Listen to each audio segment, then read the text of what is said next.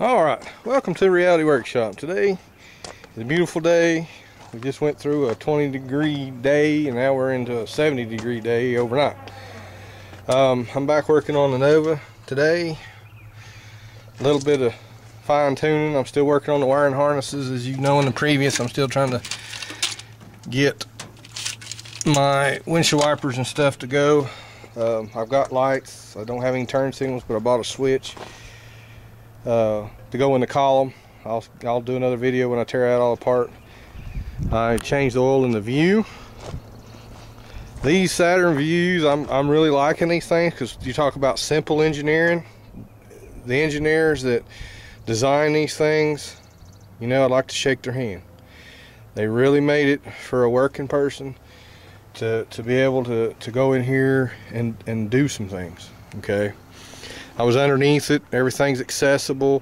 It's not compact. It's not jacked up. It's pretty well a working person's vehicle. Parts are, you know, what they are. They're expensive, but hey, what do you say? I have a four-wheeler over here. Give to me.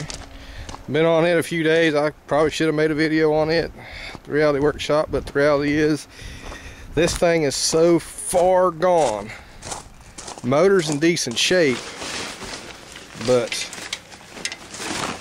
it's gonna cost. I did a parts pricing. It's a Kawasaki 220. I've already changed the oil in it.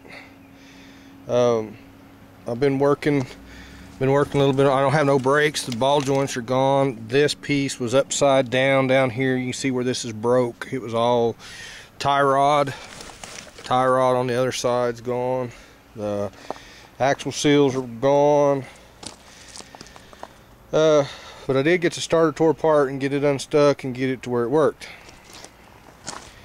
There again, the stator's bad. It's not charging. Stator's, God knows, $400. The voltage regulator is $180. You can buy these things running in pretty decent shape for, you know, $500. I did do a little Yamaha on a Kawasaki. There's the muffler. And listen, you guys, buy you another used muffler and go. You know how much that muffler is?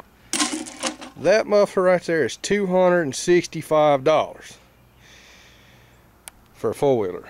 Now, those of y'all who own four-wheelers, that's like maintenance in the Jeep. But I would much rather maintenance $400 on a Jeep than I go to town and get some groceries, go to the woods, ding around, you know, have a little fun with, than this. Okay. So, anyhow, I'll get back to it. I'm going to try to make a set of brake shoes. I got an old set of shoes in a bucket over here. I'm going to cut and re-glue onto these because they're like $20 a pair. So now we're going back over here. I've had some questions.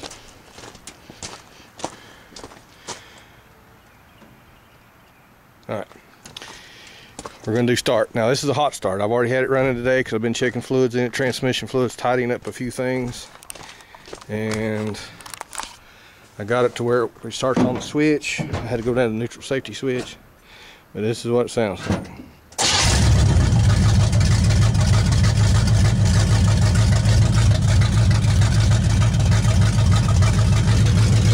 I have no mufflers.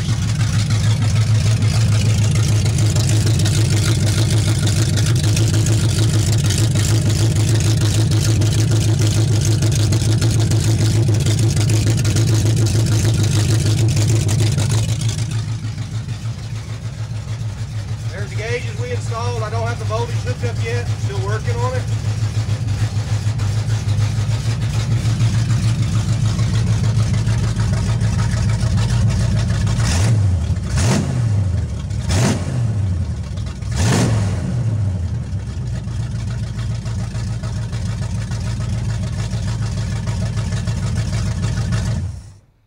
But I've got it to where you just bump key it.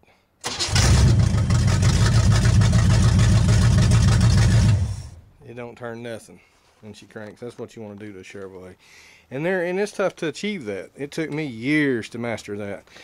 And it has to do with a lot of things: compression, you know, good carburetor, good fuel pump, you know, good accelerator pump, good dialing in the carburetor. This one's out a little bit. I've got to do some more tuning. I got another week's worth of tuning, but I've still got a lot more. I need to get on the road and running around a little bit.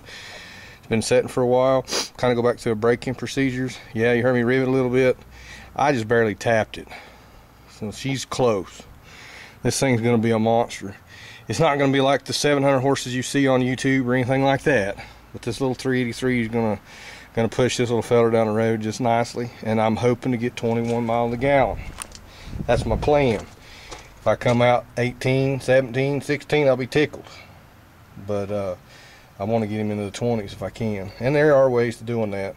The cam in this thing's not very big. It is a decent sized cam, but it ain't nothing, you know, because I had it in my truck. I was pulling with it. So I was running down the highway in my ton truck at 15 miles a gallon. So in this car, it don't weigh nothing. So I already get it.